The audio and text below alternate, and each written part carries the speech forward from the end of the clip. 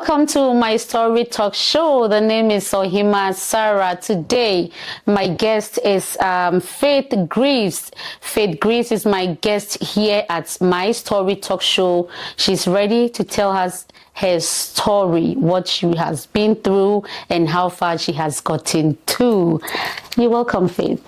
Thank you so much. How are you doing? I'm good. Thank you for having me here, Sarah. You're very welcome. I'm pleased to have you at my story talk show. Yes. Today, we are here to listen to your story. So tell me, who is Faith Greaves?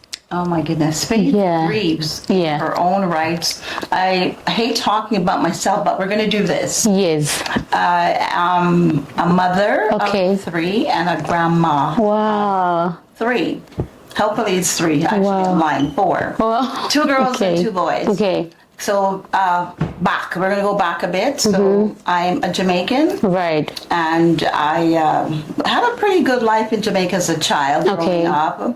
I was raised with my grandmother. Okay. My paternal grandmother. So, very warm, loving families with my aunts and cousins. And life was really good for me as a child growing up because, you know, we had a lot of freedom as kids. We didn't have burdens or anything to worry about. Childhood was exciting and it was a fun time for us as children.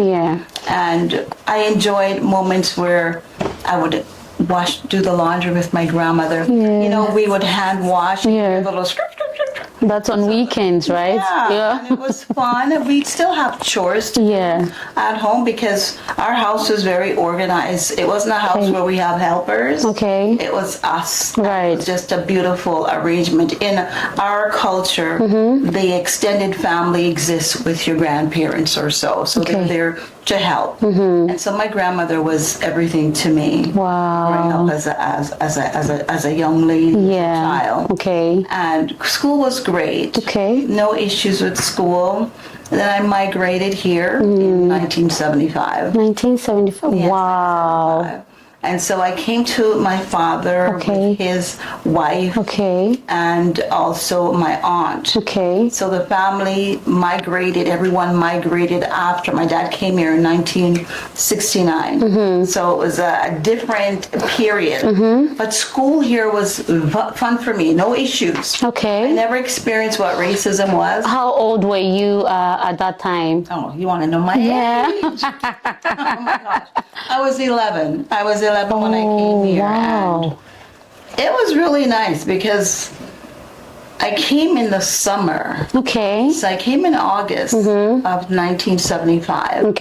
And so it was a special time because I came in when it was hot. It was fun. We lived in a very I'm going to say Italian, Greek, Portuguese community. Here in Canada? Here in Canada. Right. And it was really a beautiful time for me because my schoolmates, as I said, racism was something I've never experienced. They made me feel welcome. They made me feel comfortable.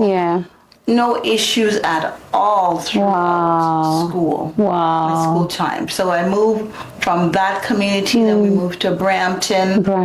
Yes, and Brampton was very rural, very rural, where there was no buses running after 8 o'clock during the week. On weekends, there was no bus. So think about the growth. When you look at Brampton, it has grown so much.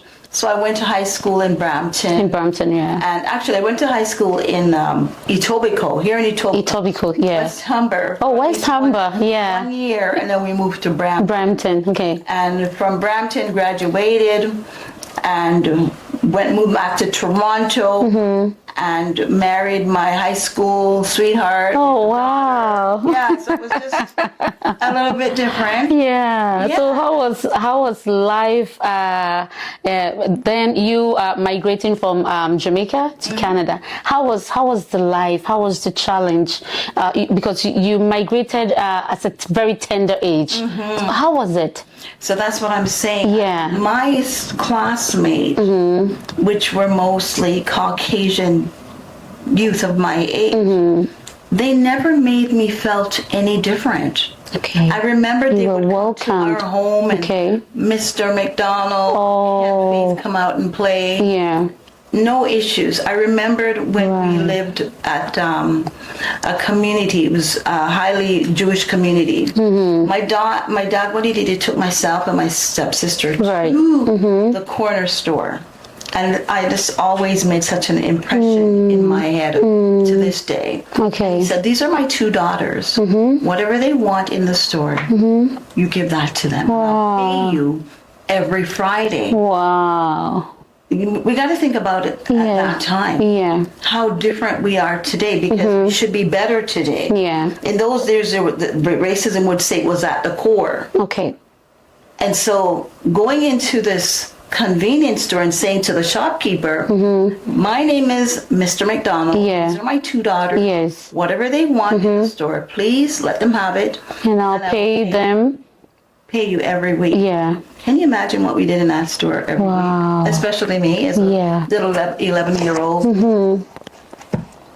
It was just like a field trip, going through the store and taking what you want and not worrying, because Dad is going to take care of that is there for you. Yeah. So I never experienced any challenges. My teachers, no issues. Okay. I was fortunate to have teachers that truly cared about my well-being. Wow. And so it helped shape me to be the person that I am, as well as the family that I had. They were very protective, very loving, and it made an impact in my life. Wow. So I didn't have the challenges that I see our youth have today, especially when coming in from a new country. That culture exposure, that culture dynamics, whether or not you're going to be accepted, whether or not you're going to experience racism, whether or not you're going to be bullied. Yeah. I never experienced that. You never experienced that. Wow. So how was Canada back then and right now? How was it? So as a kid, it was different for me because, again, of my surroundings. Right. We lived in a prominent neighborhood of these folks, Italian, Portuguese. Yeah. But there was no issues for me as a young child growing up. And so I've never experienced bullying. I've never experienced someone calling me the N-word. Right. So getting that experience now, which I did receive it when I was much older, in first my work experience, I thought, my gosh, this is what our community have experienced. So I'm saying that I was sheltered. I was sheltered in the sense of the people that I associated with, as well as how my family were as well. Yeah. Because I was the first grandchild, the first daughter. Oh.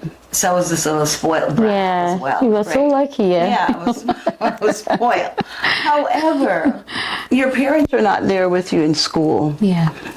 But my teachers were amazing. Amazing. I'm not sure if it's because of how I was. I was, one of the things we were taught, your values, manners, respect your elderlies. We were kids who would say good morning, good afternoon, how are you? Those were us. And people would look at us like, well, we weren't expecting this, because the way we were brought up with values and moral principles. So back then it was different as to how we see and how we view each other. Today there is a competitiveness. There is, you don't belong here. That was never what I experienced growing up. Today when I compare Canada, I'd say this is not what my Canada was growing up as a kid. I had a place where I felt safe. There was no issues. We could have left our doors open. We could have left our doors open. Sleep at nights without worrying. And so for me, my world was different than our youths and our children growing up today. There was peace of mind. Peace of mind and a place of acceptance. I mean, I'm not saying it happens with all youths or children during that period, but that's my experience. That's my lived experience. So I was grateful. I was very grateful. Right. So let's talk about your love life when you were in school, and then you met him, and then you guys fell in love, and then you started. How was it? Wow. It's so ironic. Oh my goodness. So Yeah. my Oh, are you taking me back, girl? Yeah. Oh my goodness. So my first love experience, I think, was when I was, of course, in high school. Yeah. You're gonna, have this little, what do you call it, crush? Yeah. Oh, your crush. Crush. My God. Because that's what they were. They were crush, Yeah. right? You don't know anything. Yeah. You just saw this person and look, either they make you laugh or they make you smile. But in high school, my husband, that's my eldest daughter, her papa. Yeah. I think what attracted me to him, he reminded me, his features were like Harry Belafonte. Oh my God. So not everybody knows who's Harry Belafonte is, but was such a good-looking man, and he was also a singer, and he was also a track star. Oh my goodness. And I was a new girl coming into the school because now it's grade 10. Yeah. Grade 10, no, grade 9. Grade 9. So starting grade 9 in this school, I'm the new girl on the block because most of them were transferring from public school into high school. And so they've never met me before, so they're curious about who is this girl? Wow. But then I liked this particular guy, and it was like, wow. But that's, oh my gosh. And so, so we hit it off, but then he had a girlfriend as well, which I wasn't aware of. Okay. But he was also giving me the eyes, and he's got a girlfriend. Attention, looking Can at you imagine? you. Yeah. Oh yeah, so it was a bit different. We had disagreement. The girl and I had a disagreement. So how did you find out that he was having a girlfriend? Because she confronted me. Oh. Yes. Whoa. She confronted me. Whoa. As young girls, think about it. You're walking down the hallway after class. So it was after, so we're doing extracurriculum. Yeah. And so walking in the lonely hall, there's two girls approaching you. Yeah. And to find out, hey, what are you doing with my boyfriend? Yeah. What do you mean, what am I doing with your boyfriend? Who is your boyfriend? Oh yes. And so it was not a nice scene. Yeah.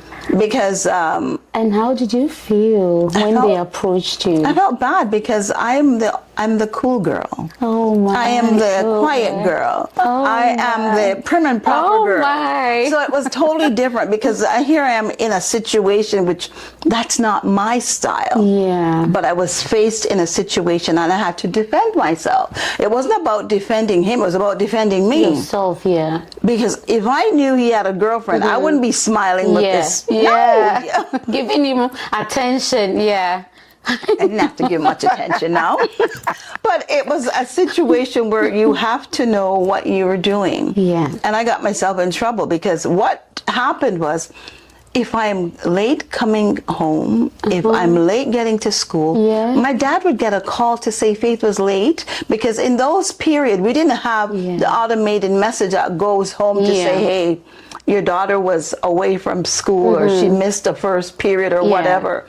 So someone would call my father, and my father was very stern, of course, old-fashioned, very principled person. Yeah. So he'd come in and he would have a seat, and he had a favorite chair, and he would sit there, and the first thing he would say, could you make me a cup of tea? Okay. Every evening, my dad is like that. So then he would start the conversation with, so how was your day? He already had received the call. Yeah. And I'm saying, oh, my day was great, Dad. No issues, no problem. Faith, how was your day?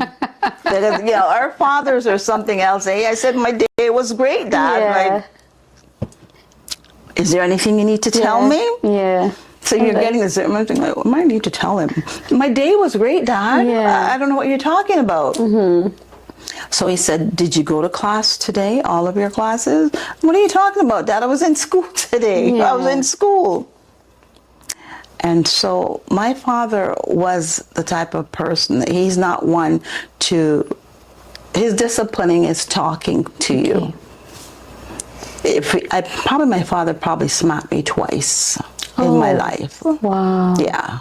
So he will put you in a situation where you're either going to break down and say, I missed class and so forth. Yeah. And his punishment is he's going to take something away from you. You can't do X, Y, Z, because that's just how it is. Because our culture overall is, when it comes to values, principle, you're embarrassing the family if you do something out of the norm. Yeah. So that's the kind of household I was raised in. So my father, hearing I'm having a problem in school, not acceptable, because I didn't send you to school for that. I sent you to school to get an education. That's what they're preaching. Go to school for an education, not be looking at boys. You're not ready for boys. Yeah. So he was stern, but you know, over the period you learn. Sometimes your kids are going to do things that you don't like, but you got to remember you were also young at one point. Yeah, yeah. And you're always going to show a good face in front of your parents, right? Yeah. So to get out of that, of course, I made commitments. I wouldn't see this boy anymore. Okay. But this boy keeps also, I don't have a girlfriend. I don't have a girlfriend. You're this, you're that. And it's like, oh my goodness. And then I moved to Brampton. Okay. But then he still followed me to Brampton. So he's in Etobicoke. Yeah. And he would come and see me in Brampton. And I would be coming to Toronto on the weekend to see my aunt as well. Yeah. So we would always end up meeting up. Wow. So that's how it started, right? That's how it started. Wow. Yes. You have a very beautiful love story, and then you guys got married. We got married. Right. I have a child, so I got myself in a situation with my daughter and him. Oh. Yes, I was a bad girl. Oh. I was a bad girl. If we're going to be truthful here, we're going to be truthful on this program. Yes. And we got married. Yeah. And we had a beautiful daughter. Yeah. And I'm very proud of her. Yeah. She gave me 2 grandbabies. Oh, wow. You're a grandma. I'm lying. She gave me 3 grandbabies. Oh, you're a grandma. Yeah, I'm a grandma. Mother of 3. 4 times. Wow, that's so beautiful. So after your love life, marriage, you settle down with your husband, everything, you now have your first child. And then what was life after? Okay, so life was challenging after, because here is 2 young people. Right. Now, when you're living together, you're getting to know each other. This is when the relationship is going to be, either it's going to be solid or it's not. You're going to throw the towel in or you're not.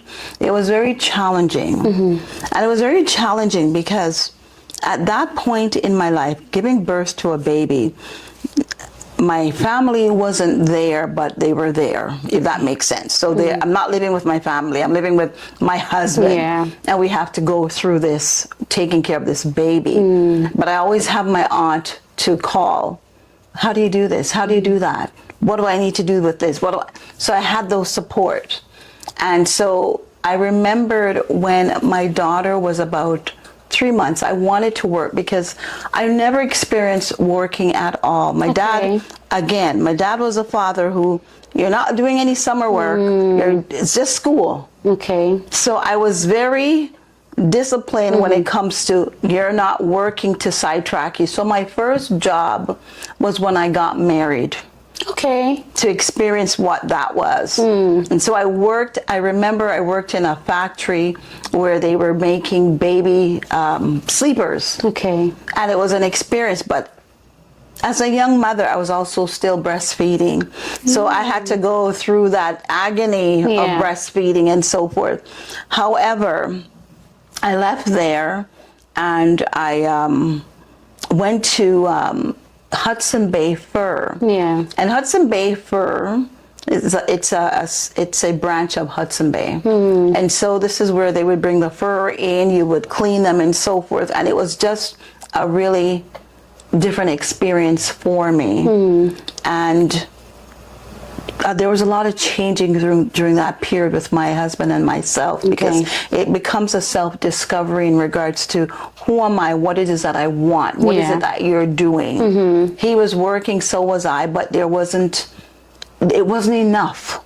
Right. It wasn't enough. It wasn't enough in a sense to keep us together because his world has also evolved and changed. Yeah. He was doing things that he wasn't supposed to do. Okay. Would create more stress on our relationship, our marriage, and also my daughter. And I had to make a decision whether I am going to stay in this marriage Okay. and watch us fall apart, Okay. or watch me go into a different direction where I could end up losing my child. Wow. And so I made a decision where it's not happening. Okay. You gotta go, I gotta go my own way and take Right. care of our baby Right. for her safety. And so that was very challenging because my husband was a type, and I remembered it was, if I can't have you, I'm gonna kill me, I'm gonna kill you, kill myself. Oh, that's your So husband. that was a scary moment for me as well. Okay. Because as a young person, I was traumatized. Oh. I had to move him. I had to relocate. I didn't want him to know where I was. Okay. Because it's about our safety. It's they would say survival for the fittest. Yeah. And as a woman, it's even worse. Because here I've got this baby and I have to take care of her. Oh. However, I was very spiritual as well, and that helps. Okay. Because you have to go through certain journeys, because these journeys are designed for you. Yeah. So after departing and leaving, I was also a very terrified woman. I decided to go back to school. Okay. I went to school and I did legal assistant. Okay. First I started with general arts and science, and I went into legal assistant, and I met my second husband. Okay. But before that, I was a nervous wreck balancing school, having a daughter, and being resilient. Because on the outside, I look perfectly fine, but nobody knows how I was feeling On the inside. on the Yeah. inside. Because you're running also away from, my husband becomes very abusive. Oh. Sorry about So that. these things occur, but you on the outside have to appear as if everything is okay. And so going to school, I was able to graduate. Yeah. That's the legal And assistant. yes, I was able to graduate my Yeah. program. And my second husband, we got married. I have a son with him, Yeah. and a daughter with Okay. him.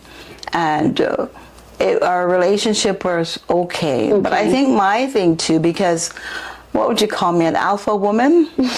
A strong black woman? Yeah. And I come from a family where things had to be in order. Yeah. We were very structured with how things are. And so I remember at one point when my husband lost his job, he couldn't move on. And where we were living, the space was too small. And I wanted space for my kids. I wanted to grow. And he was like, no, we're going to stay here. And I said, well, okay, you can stay, but me and my kids are moving. Okay. And so that's what made the difference. We moved because I was determined. We're not Okay. staying here. We're not doing this. We're moving. And we moved to Mississauga. Yeah. So with the legal service, that's where you studied in school, right? Yes. How did it start it? So legal studies now, I didn't use it much. Okay. I ended up working with Immigration Canada. Okay. And so I was looking at, I was able to look at clients' application. Okay. But not in that capacity. I was more working with the manager. I was the counselor assistant. Okay. And so we were seeing a number of cases, different cases, PR, refugee cases, etc. Yeah. So I've learned a lot. Humanitarian grounds, etc. And it was totally different agencies than back in the days. Right. Everything was different back Yeah. in the days.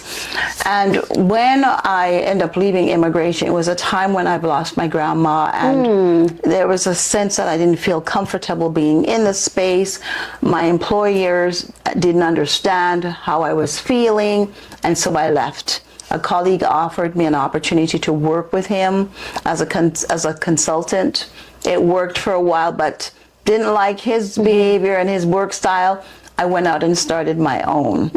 And so we were able to, my husband and I were working together, working as an immigration consultant. And I really loved it because when you think about the stories people share with you, their life, and they're relying on you to support and help them, it makes a huge difference. Either you're going to be compassionate towards them, either you're going to understand what they're saying, either you're going to put out your all for them or not, because that line of work is not designed for just anyone. It's a lot of work, but you have to be passionate. I have a question for you. You have completed a program in legal assistance, right? Financial practice and human services. How have those educational experiences shaped you and then also approach to advocates and leadership? Oh my goodness, I love that question.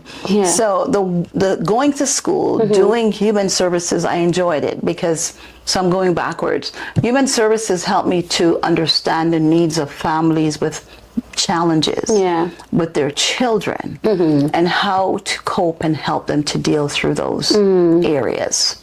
My legal assistant background helped me to understand the need of the law. When people need help, where to turn, where to look, how to assist them.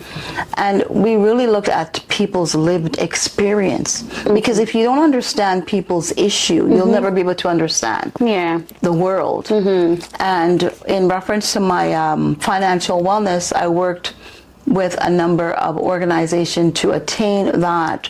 And especially in our culture, we really don't understand what financial wellness is. And so it was really an overview, an open eye, an eye-opener to see what challenges there are out there if we don't have the knowledge to move forward, to help people. So in these areas, you're able to advocate for people who need help. When I worked with family in the human service profession, I had to be their speaker. Because there's clients I worked with that weren't able to address their issues. There's families that needed help, and where do you go to get help? So you have to do your research. You have to really care about people to be able to do these work. So it made a difference in regards to where I am today, because it helped shape and develop my life today. Thank you very much, Faith Greaves. I will continue. You are watching My Story Talk Show with Ohima Sarah. My guest is Faith Greaves today on My Story Talk Show. She is sharing her story and it's inspiring all of us. I have my sponsors and I want to acknowledge them. I have Destiny Foundation Prayer Ministry International here in Canada, Toronto. The leader is Prophet Kofi Nyame. The name of the founder is Prophet Kofi Nyame. He is the founder for Destiny Foundation Prayer Ministry International. And then they have activities, which is they have a Zoom prayer meeting on every Wednesdays and Saturdays, which is 7 p.m. They have a WhatsApp group. It's 438-483-0238. 438-483-0238. And if you want to reach to Prophet Archbishop Charles Kofi Nyame personal number, and then you have a problem, you're going through difficulties and you need him to help you in prayers, in any difficulties, you can reach out to him personal, plus 437-423-7473, plus 437-423-7473. Archbishop Charles Kofi Nyame is right here in Canada, Toronto. Reach out to him and he would help you. Destiny Foundation Prayer Ministry International is our sponsors for My Story Talk Show. If you have a story and you want to share your story with us, you can email us at toronto.mystorytalkshow@gmail.com. We will review your story, get in touch with you, and then we'll sit down with you, you share your story with us. Today I have Faith Greaves with me, and she is sharing her story with me. Faith, you're welcome to my Story Talk Show once again. I have one more question for you, which says that you have been involved in grassroots action for over 5 decades, right? What have been most of the significant challenge you have witnessed in community engagement over the year? Wow, that's a loaded one again. Yeah. Oh my goodness. I think one of the things that we've noted is the collaboration, the working together. We have been at this for so long. We should be master at it. We should be able to pick up our people and move them along. It's not a matter of 5% is okay. What about the 95% that isn't? It should be 95% is okay and 5% isn't. Yeah. So the challenge that we face is to work together, is to tearing down the barriers within our own communities. We are not able to move forward until I see you as my sister, the other person as my sister or my brother, and take the good from that and say, let's work together. When we look at the situation with the asylum seekers, for example, coming in 2023, we see a change where our communities see the need. Let's work together. What can you bring in? What can you do? How can you help this one? We were getting calls 2:00 in the morning. Faith, we have someone here who needs a house, somewhere to live, shelter. Do you know of anyone? I'm reaching out to my colleagues to say, hey, do you have space? Families had to open their doors. And that's how we should be always. So this is an impact that said we can do greater together if we just tear down the barriers, because nobody's going to help us. Yes. If we don't help ourselves, nobody will help us. So there's a lot of growth. There's a lot of work that needs to be done. But first we've got to identify and say, hey, we can work together. How can we make it right for our people? The playing fields are not equal for us. We're marginalized. And with that marginalized mindset, we need to understand, how can we make things better? How can we pull in the resources? What can we do together for growth? When we think about it, going to a donor individually doesn't work. But collectively, this is the army that is doing this work. We need the support. This is the data that we've gathered to show. This is the stats that we have. This is the people that we have behind. So we need to ensure that we're connecting and we're working together, because times are getting much, much harder than how they were. And we have to ensure that we have foundation ready to support our people, because again, they're the ones that matters. We've lived here. We understand the system. We need to come out of our comfort zone, become selfless. Not selfish, but selfless. There's a totally big difference between selfless and selfish. Have you handled a case that it is very tough, and that case didn't go well, that you felt so bad for that person? Well, I can recall an immigration case where my client was successful in everywhere. All of the information that was required was presented to the immigration officer. But she felt no. And it bothered me, because it was someone that I also worked with. The immigration officer was someone that I worked with when I was inside. When I was inside, I was her junior. But when you're outside, you're their equal. And when you become someone's equal, at times there's challenges that you have to go through.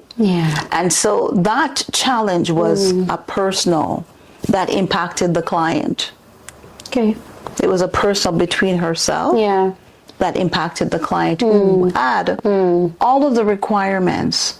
Because with immigration, in that case, it's individuals who represent the government who makes the decision. Yeah. So sometimes they're human being and they're biases. Yeah, I know. And that impacts people's life. So that bothered me. Bothered you, yeah. Yes, and so advocating is something that is important to me. Yeah. Another success story was with our food bank program. We were locked out of a space, and I had to fight. So I had to get my counselors, my MPP involved, and now, analyzing the situation, we're back into that space. Okay, so your doors are open to blacks or everyone? Everyone. But however, my major concern is the people that are marginalized. And in most scenarios, are the people that are black. Because for some reason, there's more challenges there for them. Yeah. And so we have to literally pull them up. Yeah. Because if we're not pulling them up, who will pull them up? So although our doors is open to all races of people, we have to ensure that this group is also taken care of. They're not going to fall through the crack, because they're one of the groups that will fall through the crack if there's no added support. There's a lot of people looking down upon themselves, but they have the potential in them. Absolutely. They think they can do it. They don't know how to start. They don't know how to go about it. How do you advise them? How do you empower them? How do you push them to rise up and then do it to, achieve their goals? Absolutely. Yeah. The thing is, we have to step out of our own comfort zone. Yeah. Sometimes we believe we cannot, and also the people that are beside us or behind us or in front of us that is blocking us. So you're going to get that. Yeah. But you got to first believe in you, because that's what makes a difference. You got to believe, yes, I can do this. You're going to fall. You are going to fall, but prepare to get yourself back up. Right. Never stop. Right. Challenges are there. Yeah. People will set you up to fall. Don't worry about that.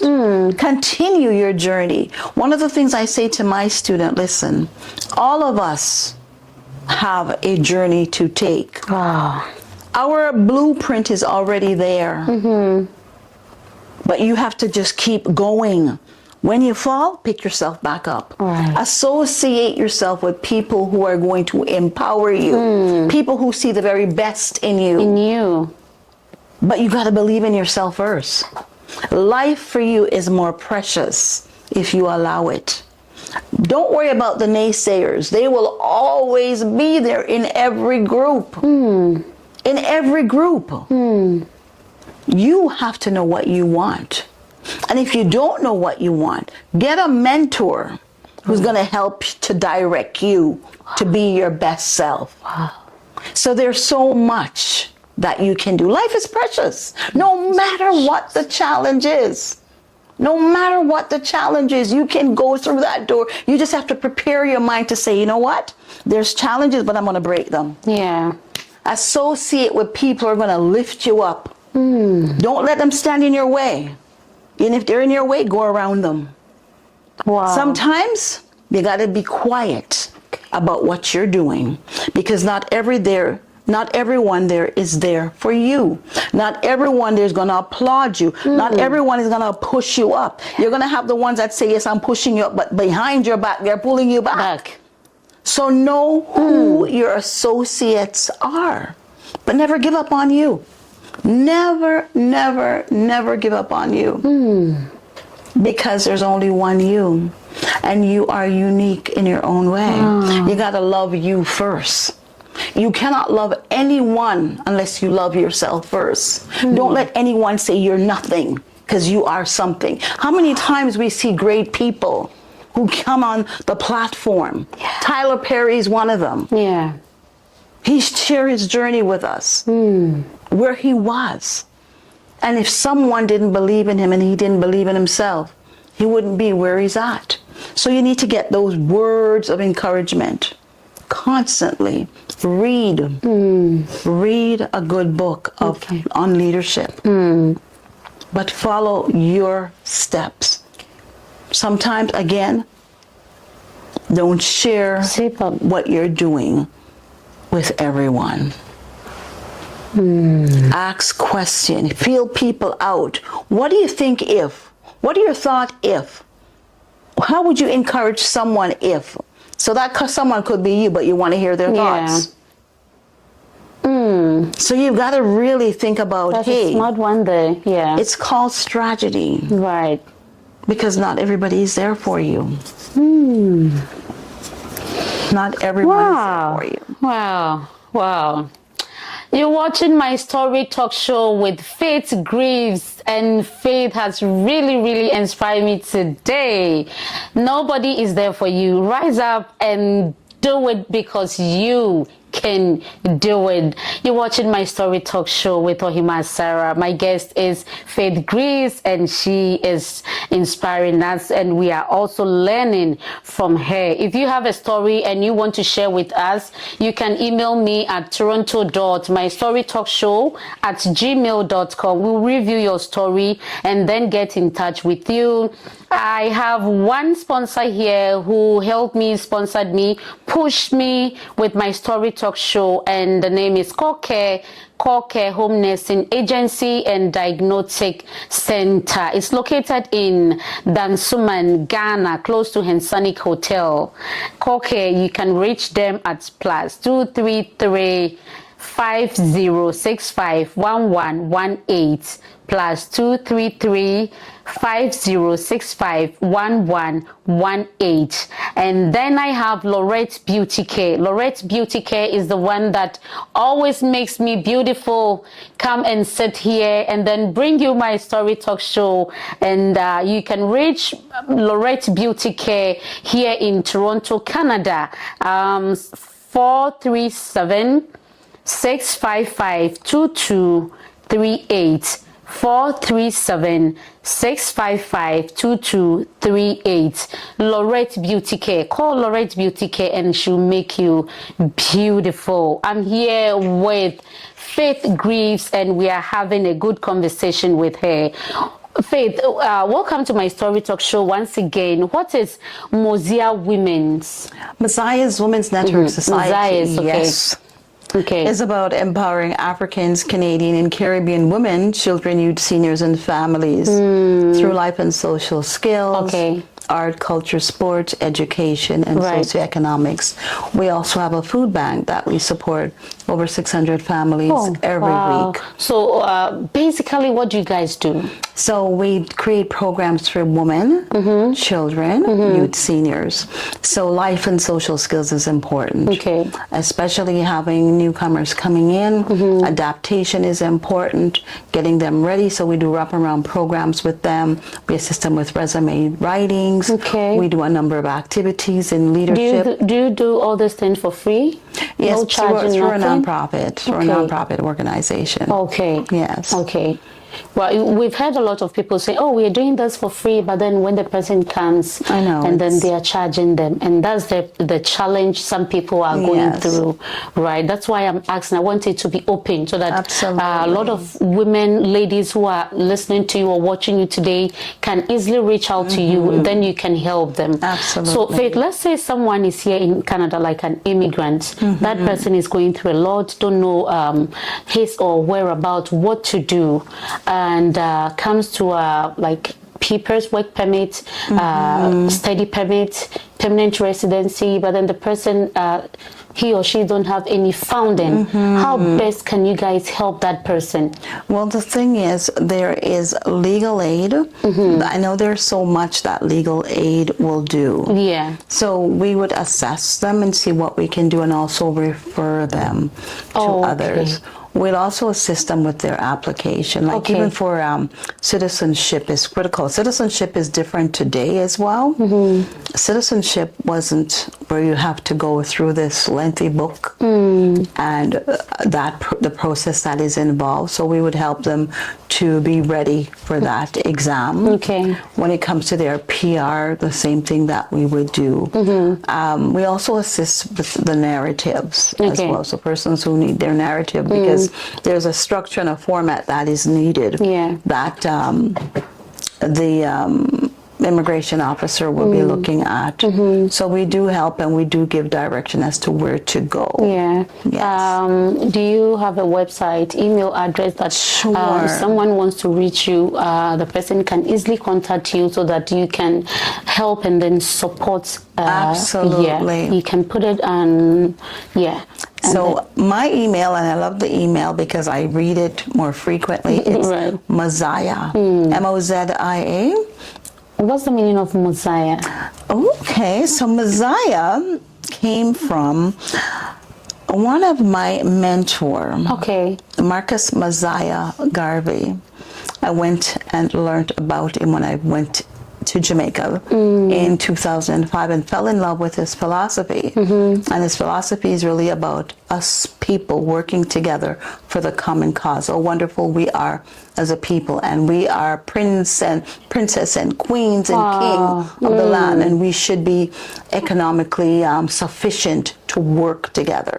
So I thought, my goodness, an amazing man he was. So Mosiah came from him, and then my grandbabies. My grandbabies, their names. Wow. Okay, so it was combined. Right. Yes. So you have received recognition from city councils, premiers, and the national publication. What does community recognition means to you personally? Recognition is just a way to acknowledge that you've worked in it, and by supporting community. But what is important, more critical, is the work itself. Getting an award is just saying you did a good job. But for me, it's really getting in the work, because I'm not a person who sit on the sideline or on the sofa and watch others to do the work. I get dirty. I get involved. My hands get dirty. Because you cannot ask people to do if you're not willing to do. A leader is not one that sits and you do the work. A leader is someone who's going to show you that I know how to do this, and this is why I'm asking you to do it, because I've done it. And so you have to let people see that you're willing and you have a humble spirit to work with them. So advocating, community work, you have to, again, be selfless. It's not about you. It's a people lives that you impact daily. That's critical. You have ventured into municipal politics in 2017. What motivated you? Oh my goodness, good question. What motivated me at the time was one of my colleagues who said, Faith, you should run. You'd be the first Black woman to run. That was in Calgary. And I thought about it, and I said, okay, let's do it. Because it wasn't something that was 2 months that you're thinking about. It was just like an impromptu, okay, yeah, it'll be great. Let's do it. But there's a lot of work. There's a lot of work running for city council or any political office, any office. Preparation is the key. And so it's about preparing to go, meeting your members of your community, having an objective as to what the needs are for the community, really focusing on what the need for that community is, and are you willing to support that community. Planning is the key. And so giving that opportunity, it was a beautiful opportunity. I loved it. Preparation is the key. Anyone who wants to run, prepare yourself. If you know you want to run for an election in 3 years, start now. Start now. To prepare yourself. Prepare yourself so you get the people out there that's going to support you ready, because you might not live in my ward, but you know people who live in my area. and I will need those votes. So you're going to be my spokesperson for that area. Yeah. So we have to start now. And especially one of the challenges to being a woman and being a black woman. I like to be real. If we're going to be in that playing field, we got to be ready. Gotta be ready. We have to prepare ourselves. We got to ensure that we have the people there to represent us. But it was a great, great, great opportunity. I would do it again. How was the experience when you first got into politics as being the second African woman? I'll tell you, as I said, it was very challenging. Yeah. Because you've learned a lot. People make commitment. It falls through the crack. Wow. People say, yes, I'm going to do. They leave you alone. I had to figure it out. At one point, running, I had to put my belongings in storage to continue the race. And why? Because there was girls looking like me that was watching. I had no desire to disappoint them. So I had to continue in the race. Wow. I had to continue in the race. So these are the challenges. People say that they're going to do, but they're not willing to do, or for whatever reason, things happen, but you have to continue. Remember what I said, you have to believe in you. The race is for the swift. Right? So you've got to realize, okay, this challenge is happening. What am I going to do? I need to move around here. I need to do this in order to be firm and continue on the path. So what has been your biggest challenge in life? And what has been my biggest challenge? Yes. I think one of my biggest challenge in life is to see that we are not together. When I came back from Calgary in 2018, I didn't see the community the way I expected it to be. Right. I see division. I see segregation, and that's with the community of our people I'm talking about. Yeah. And so trying to bring us together has been a challenge. Okay. And it still is a challenge because we have a tendency, I'm better than this group, that group, and we need to tear down those walls, because this is how we become and continuously will be the weakest link. As a mother and grandmother, how has your family life influenced your leadership style and vision for community building?